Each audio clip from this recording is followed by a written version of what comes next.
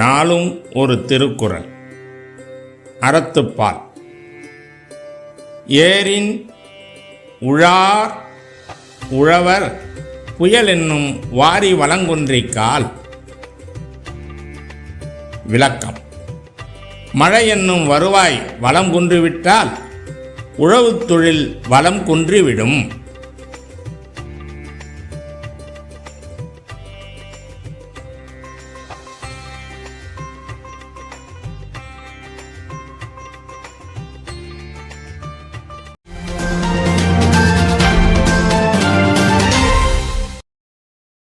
இன்றைய முக்கிய செய்திகள். குடிபோதையில் மருத்துவமனையில் இளைஞர்கள் தகராறு. கண்ணாடி உடைத்து சேதப்படுத்தியதால் பரபரப்பு.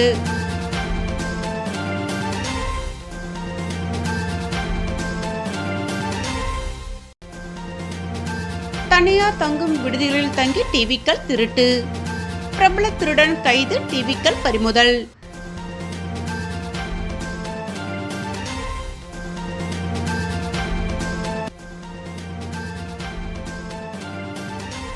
புதுச்சேரியில் துவங்கியது மலர் கண்காட்சி. 35,000 மலர்களை கொண்டு விலங்கு, பறவைகள் வடிவமைப்பு.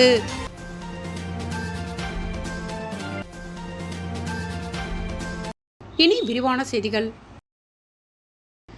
புதுச்சேரியில் வேளாண் விழா மற்றும் 35வது மலர், காய்கறி மற்றும் கனி கண்காட்சி துணைநிலை ஆளுநர் கைலாஷ்நாதன், முதலமைச்சர் ரங்கசாமி ஆகியோர் தொடங்கி வைத்தனர். 35,000க்கும் மேற்பட்ட காய்கறிகள், மலர்கள், பழங்கள் கண்காட்சியில் காட்சிப்படுத்தப்பட்டுள்ளது.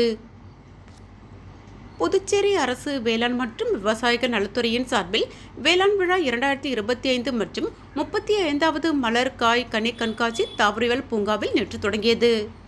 இவ்விழாவில் துணைநிலை ஆளுநர் கைலாஷ்நாதன் மற்றும் முதலமைச்சர் ரங்கசாமி ஆகியோர் கலந்து கொண்டு வேளாண் விழா 2025 மற்றும் 35வது மலர், காய், கனி கண்காட்சியை தொடங்கி வைத்தனர். இக்கண்காட்சியில் புதுச்சேரி அரசின் தோட்டக்கலைத்துறை சார்பில் உருவாக்கப்பட்ட மலர் செடிகள் காட்சிக்கு வைக்கப்பட்டுள்ளன. இதில் 35,000க்கும் மேற்பட்ட காய்கறிகள், மலர்கள், பழங்கள் கண்காட்சியில் காட்சிப்படுத்தப்பட்டுள்ளது. கண்காட்சியை காண வரும் பார்வையாளர்களை கவரும் விதமாக மலர்களால் பல்வேறு விலங்குகள், பறவைகள் போன்று தத்ரூபமாக உருவாக்கப்பட்டு காட்சிக்கு வைக்கப்பட்டுள்ளன. மேலும் வீரிய காய்கறிகளின் ரகங்கள், வீரிய கனிகளின் ரகங்கள், வேளாண் ஆராய்ச்சி நிறுவனங்களின் அரங்குகள், வேளாண் தொழில்நுட்ப கருத்தரங்குகள், மலர், ரங்கோலி, தோட்டக்கலை கருவிகள் மற்றும் உபகரணங்கள், பிரதான தோட்டக்கலை பொருட்கள், உற்பத்தியாளர்களின் விற்பனை அரங்குகள், இசை, நடன, நீரூற்று ஆகியவை பார்வையாளர்களை வெகுவாக கவர்ந்தது. தொடர்ந்து குழந்தைகளுக்காக சிறுவர் உல்லாச ரயிலும் இயக்கப்பட்டது. 35வது மலர், காய்கனி கண்காட்சி 7ஆம் தேதி தொடங்கி வரும் 9ஆம் தேதி வரை நடக்கிறது. அதன்படி மாலை 5:30 மணி முதல் இரவு 9 மணி வரையும், 8, 9 தேதிகளில் காலை 9 மணி முதல் இரவு 9 மணி வரையும் நடக்கிறது. இதற்கான ஏற்பாடுகளை வேளாண் துறை அதிகாரிகள், ஊழியர்கள் செய்திருந்தனர்.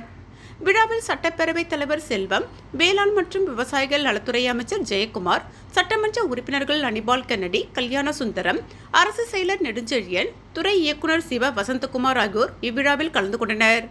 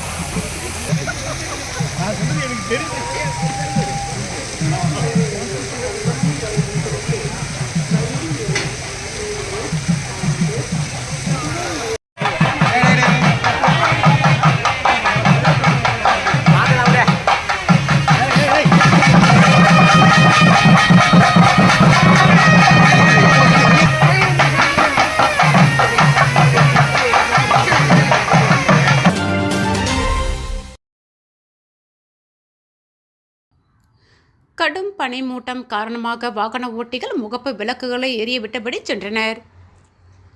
மார்கழி தை மாதங்களை முன்பனி காலம் எனவும் மாசி பங்குனி மாதங்களை பின்பனி காலம் எனவும் அழைக்கப்படுகிறது.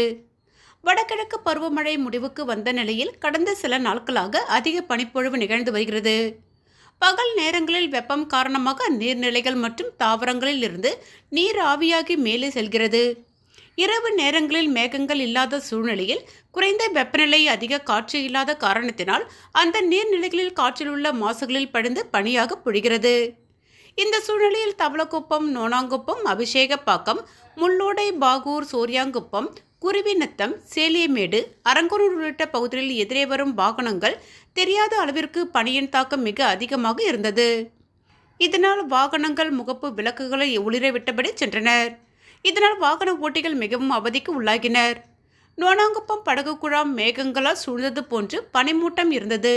அது மட்டுமின்றி அதிகாலை நேரத்தில் நடைபயிற்சி செய்வோர் மிகவும் சிரமப்பட்டனர்.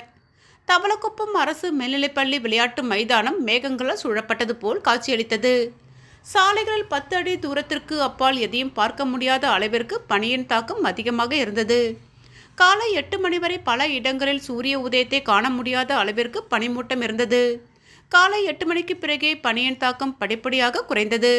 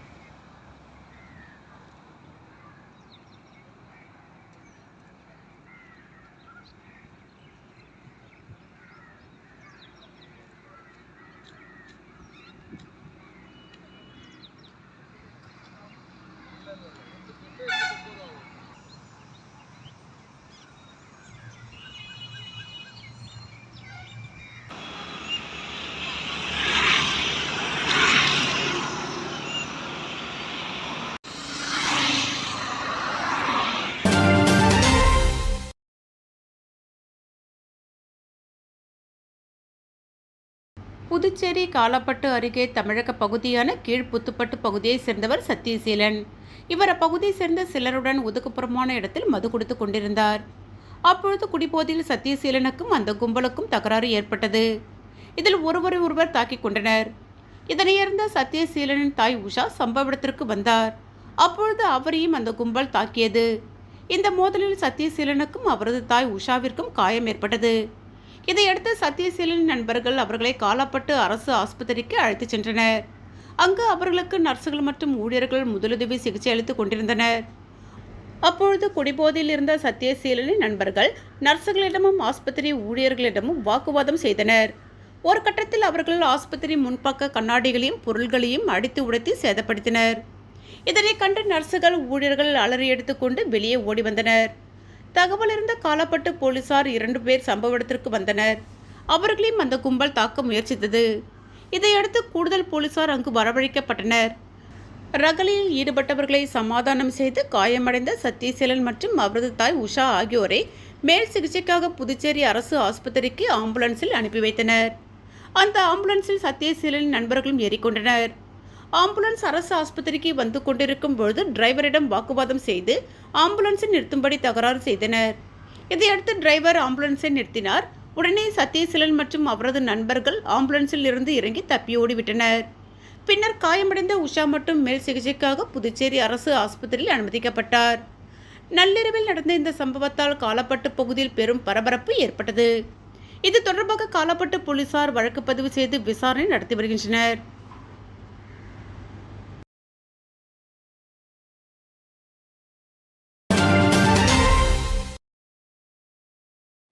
உடனடி கடன் செயலி மூலம் பொதுமக்களிடம் பல கோடி மோசடியில் ஈடுபட்ட கேரள வாலிபரை புதுச்சேரி சைபர் கிரைம் போலீசார் கைது செய்தனர். உடனடி கடன் செயலி மூலமாக பொதுமக்களுக்கு கடன் கொடுத்து கடன் மற்றும் வட்டி தொகையை விட பல மடங்கு பணம் கட்டிய பிறகும் கடன் பெற்றவர்களின் புகைப்படத்தை ஆபாசமாக சித்தரித்து சமூக வலைதளங்களில் பரப்பி விடுவேன் என மிரட்டி ரூபாய் 465 கோடி மேல் ஒரு கும்பல் மோசடியில் ஈடுபட்டது. இது தொடர்பாக புதுச்சேரி இணையவழி போலீஸ் இன்ஸ்பெக்டர்கள் தியாகராஜன், கீர்த்தி தலைமையிலான தலைமை காவலர்கள் மணிமொழி, பாலாஜி ஆகியோர் கொண்ட தனிப்படை போலீசார் விசாரணை மேற்கொண்டு கேரளா மலப்புரம் மாவட்டத்தை சேர்ந்த முகமது ஷரீப் என்பவரை கைது செய்தனர். இந்த வழக்கில் இந்தியா மட்டுமில்லாமல் பல்வேறு நாடுகளில் உள்ள இணையவழி மோசடி கும்பலுக்கும் இந்த மோசடி கும்பலுக்கும் தொடர்பு இருப்பதும், கொள்ளையடித்த பணத்தை கிரிப்டோ கரன்சியாக மாற்றி மிக எளிதாக வெளிநாடுகளுக்கு அனுப்பியதும், ஆன்லைன் கேம் பணம் செய்பவர்களுக்கு இந்த மோசடியில் வந்த பணத்தை அனுப்பியதும் விசாரணையில் தெரியவந்தது. இந்த வழியில் மோசடி செய்த மக்களை மிரட்டி சம்பாதித்த பணம் ரூபாய் 465 கோடிக்கு மேல் இருப்பதால் மத்திய அமலாக்கத்துறையும் இது சம்பந்தமான தகவல்களை பெற்று விசாரணையை துவக்கியுள்ளனர். இந்த மோசடி கும்பலிடம் இருந்து ரூபாய் 331 கோடி மதிப்புள்ள அசையும் மற்றும் அசையா சொத்துக்களை மத்திய அமலாக்கத்துறை முடக்கியுள்ளது. கைது செய்யப்பட்ட நபரிடம் பெற்ற வாக்குமூலத்தின்படி இன்னும் பலருக்கும் இதில் தொடர்பு உள்ளது தெரியவந்துள்ளது. சீனியர் எஸ்பி நாரா சைதன்யா, எஸ்பி பாஸ்கரன் நேரடி கண்காணிப்பில் விசாரணையை மேற்கொள்ள புதுச்சேரி காவல்துறை தலைமையகம் அறிவுறுத்தியுள்ளது. இந்த மோசடி வழக்கில் கேரளாவை சேர்ந்த மிகப்பெரிய டிராவல்ஸ் நிறுவனம் ஒன்றுக்கு தொடர்பு இருப்பதும் தெரியவந்துள்ளதால் அது குறித்து விசாரணை நடத்திட புதுச்சேரி சைபர் போலீசார் கேரளா சென்றுள்ளனர். அவர்கள் அந்த டிராவல்ஸ் நிறுவனத்தின் வங்கி கணக்குகள், அந்த நிறுவனத்தின் மூலமாக வெளிநாட்டுக்கு சென்ற நபர்களின் விவரங்கள் உள்ளிட்ட தகவல்களை விசாரித்து வருகின்றனர். புதுச்சேரியில் தனியார் விடுதியில் அறையெடுத்து தங்கி டிவி திருடிச் சென்ற தமிழகத்தைச் சேர்ந்த பிரபல திருடனை போலீசார் கைது செய்து அவனிடமிருந்து 2 லட்சம் மதிப்புள்ள 10 டிவிக்களை பறிமுதல் செய்தனர். புதுச்சேரி வானரப்பேட்டை அன்னை தெரசா வீதியைச் சேர்ந்தவர் அப்துல் முனிப், வயது 32. இவர் உருளின்பேட்டையில் கெஸ்ட் ஹவுஸ் நடத்தி வருகிறார். இந்நிலையில் கடந்த மாதம் 26ஆம் தேதி இரவு காரைக்கால் பகுதியைச் சேர்ந்த தினேஷ் என்பவர் அப்துல் முனிப் விடுதிக்கு சென்று புதுவை சுற்றி பார்க்க வந்ததாகவும் அறை வேண்டும் எனவும் தெரிவித்துள்ளார். இதையடுத்து அவர் தினேஷிடம் ஆதார் கார்டு, செல்போன் என ஆகியவற்றை பெற்றுக்கொண்டு விடுதியில் அறை கொடுத்துள்ளார். மறுநாள் காலை ரூம் பாய் தினேஷின் அறைக்கு சென்று டீ வேண்டுமா என்று கேட்பதற்காக கதவை தட்டியுள்ளார். அப்பொழுது கதவு திறந்து இருந்துள்ளது. ரூம் பாய் அறையின் உள்ளே சென்று பார்த்தபோது தினேஷ் அங்கு இல்லை. பிறகு இது குறித்து அப்துல் முனிப்புக்கு ரூம் பாய் தகவல் தெரிவித்துள்ளார். உடனே அவர் விடுதிக்கு சென்று அறையை சோதனை செய்தபோது அறையில் இருந்த டிவி மற்றும் பக்கத்து அறையில் இருந்த டிவி என 2 டிவிக்கள் காணாமல் போனது தெரியவந்தது. இதையடுத்து விடுதியில் இருந்த சிசிடிவி கேமராவை ஆய்வு செய்தபோது தினேஷ் ஒரு வெள்ளை நிற போர்வையில் டிவியை மூட்டை கட்டி எடுத்து செல்வது தெரியவந்தது. இது குறித்து அப்துல் முனிப் கொடுத்த புகாரின் பேரில் உருளையன்பேட்டை போலீசார் வழக்கு பதிவு செய்தனர். இதையடுத்து சீனியர் எஸ்பி கலைவாணன் உத்தரவின் பேரில் உருளையன்பேட்டை இன்ஸ்பெக்டர் செந்தில்குமார் மேற்பார்வையில் சப் இன்ஸ்பெக்டர்கள் கோவிந்தராஜன், மணிமொழி, ராமலிங்கம் மற்றும் கிழக்கு குற்றப்பிரிவு போலீசார் குற்றவாளியை வலைவீசி தேடி வந்தனர். அப்பொழுது பண்ருட்டி, வடலூர், திருவண்ணாமலை ஆகிய பகுதியில் உள்ள டிவி திருட்டு வழக்குகளில் சம்பந்தப்பட்ட நபரை குற்றப்பிரிவு போலீசார் நேற்று கைது செய்தனர். பின்னர் அவரை காவல் நிலையத்திற்கு அழைத்து வந்து விசாரணை நடத்தியதில் அவர் விழுப்புரம் மாவட்டம் திருக்கோயிலூர் பகுதியைச் சேர்ந்த விக்னேஸ்வரன் என்ற பிக்கி என்பதும், இவர் புதுவையில் மட்டுமில்லாமல் தமிழகத்தில் போலி ஆதார் அட்டை வழங்கி தங்கும் விடுதியில் தங்கி டிவிக்களை திருடிய விசாரணையில் தெரியவந்தது. இதையடுத்து போலீசார் அவரிடமிருந்த 2 லட்சம் மதிப்புள்ள 10 டிவிக்களை பறிமுதல் செய்தனர். தொடர்ந்து விக்னேஸ்வரனை புதுச்சேரி நீதிமன்றத்தில் ஆஜர்படுத்தி காலாப்பட்டு சிறையில் அடைக்கவுள்ளனர்.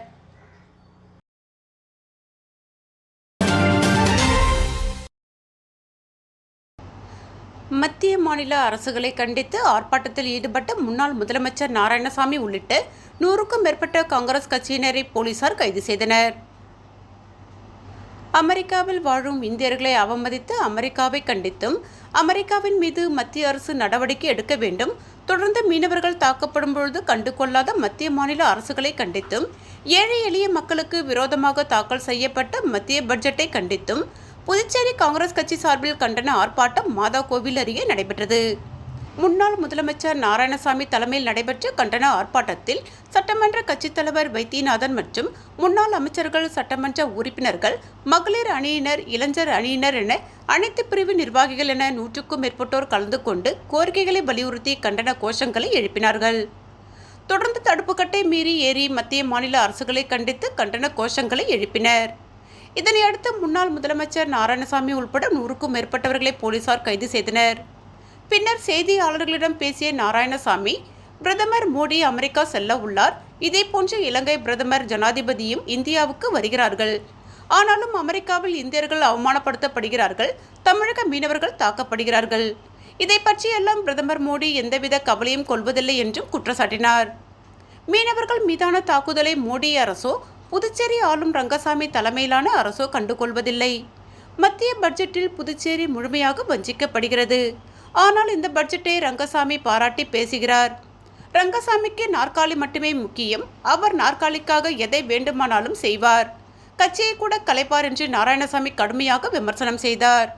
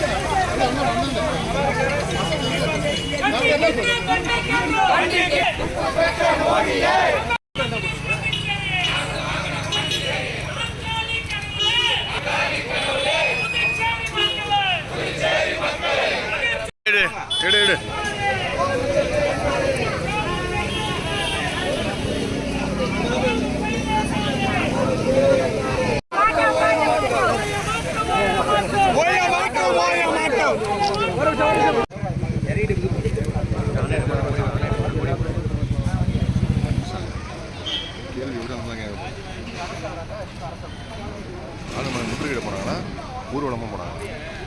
அதே முற்றுகையில் தான் இருந்தாங்க. முற்றுகையில் வந்தால்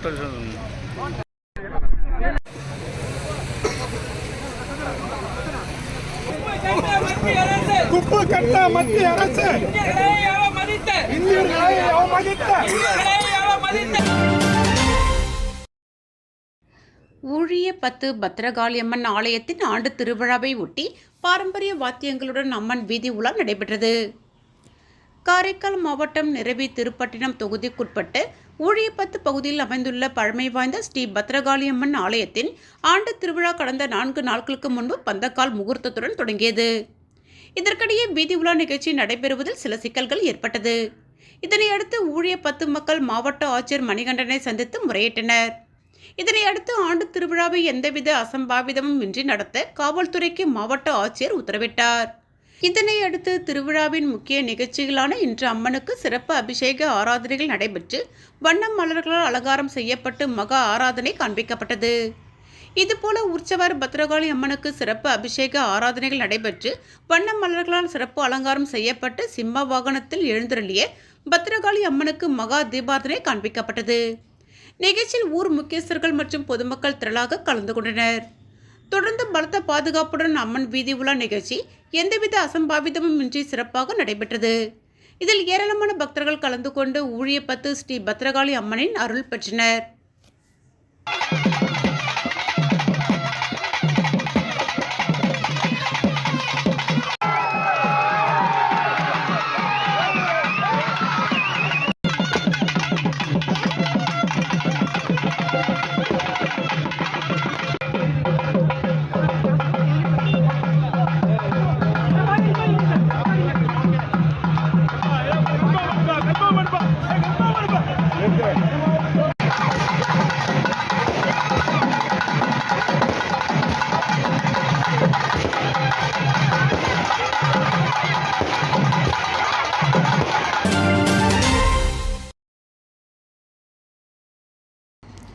அரியாங்குப்பம் நகரப்பகுதியில் உள்ள ரேஷன் கடைகளில் சட்டமன்ற உறுப்பினர் பாஸ்கர் என்கிற தட்சிணாமூர்த்தி பொதுமக்களுக்கு இலவச அரிசியை வழங்கினார்.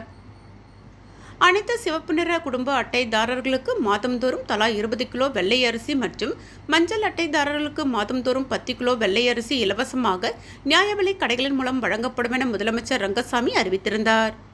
அதன்படி அனைத்து தொகுதிகளிலும் ரேஷன் கடைகளில் இலவச அரிசி வழங்கப்பட்டு வருகிறது.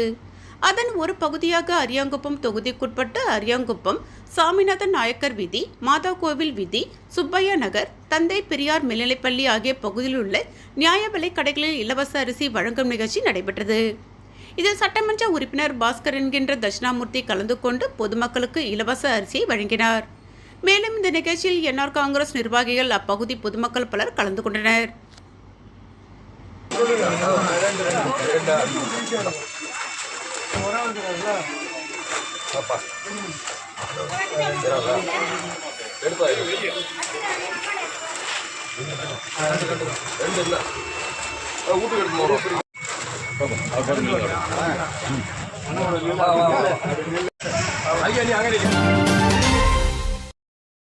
கூடப்பாக்கம் பகுதியில் அமைந்துள்ள அருள்மிகு ஸ்ரீ நாகாத்தம்மன் ஆலயத்தின் 34ஆம் ஆண்டு உற்சவ திருவிழா வெகு விமர்சையாக நடைபெற்றது.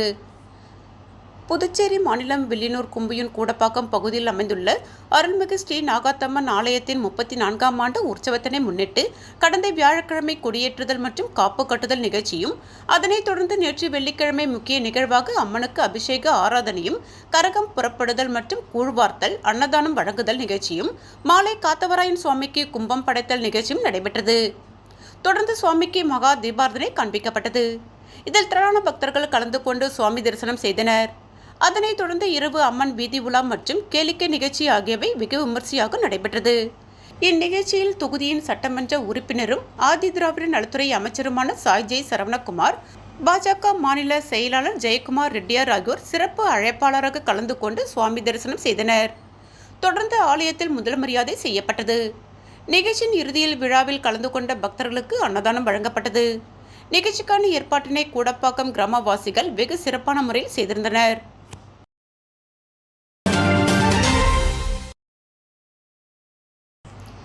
டெல்லி சட்டமன்ற தேர்தலில் பாஜக அமோக வெற்றி பெற்றதை அடுத்து புதுச்சேரி பிஜேபியினர் பட்டாசுகள் வெடித்தும் இனிப்புகள் வழங்கியும் கொண்டாட்டம்.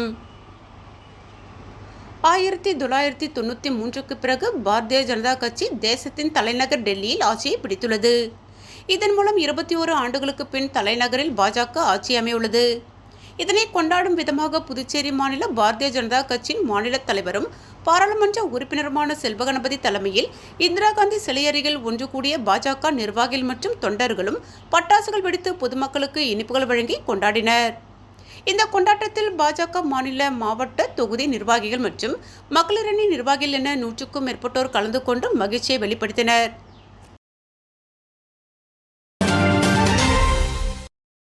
ஊதியம்பட்டு ஸ்ரீ சத்குரு மகான் வண்ணார பரதேச சுவாமிகள் ஆலயத்தில் ரோகிணி நட்சத்திரத்தை முன்னிட்டு சிறப்பு பூஜைகள் நடைபெற்றது. புதுச்சேரி வில்லியனூர் அடுத்த ஊதியம்பட்டு கிராமத்தில் எழுந்தருளியுள்ள ஸ்ரீ சத்குரு மகான் வண்ணார பரதேச சுவாமிகள் சித்தர் ஆலயத்தில் மாதந்தோறும் சித்தரின் ஜென்ம நட்சத்திரமான ரோகிணி நட்சத்திரத்தன்று சிறப்பு பூஜைகள் நடைபெறுவது வழக்கம். அதனை முன்னிட்டு மகானுக்கு சிறப்பு அபிஷேகங்கள் மற்றும் சிறப்பு அலங்காரத்தில் தீபாராதனையும் நடைபெற்றது. இதில் பல ஊர்களிலிருந்து திரளான பக்தர்கள் கலந்து கொண்டு சுவாமி தரிசனம் செய்தனர். மேலும் பூஜையில் கலந்து கொண்ட பக்தர்கள் அனைவருக்கும் அன்னதானம் வழங்கப்பட்டது. இந்நிகழ்ச்சிக்கான ஏற்பாடுகளை ஆலய அர்ச்சகர் முத்து, ஆலய நிர்வாகி பர்குணம் மற்றும் உபயதாரர் முருகன், இன்ஜினியர், ரோகிணி நட்சத்திர உபயதாரர்கள் சிறப்பாக செய்திருந்தனர். மீண்டும் முக்கிய செய்திகள். குடிபோதையில் மருத்துவமனையில் இளைஞர்கள் தகராறு, கண்ணாடி உடைத்து சேதப்படுத்தியதால் பரபரப்பு.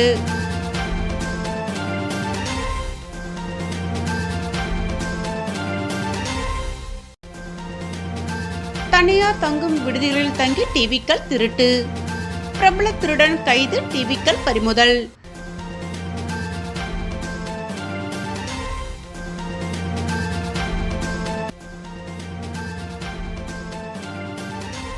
புதுச்சேரியில் துவங்கியது மலர் கண்காட்சி.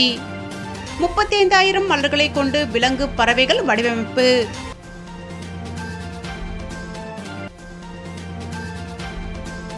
இத்துடன் செய்திகள் நிறைவடைந்தன. வணக்கம்.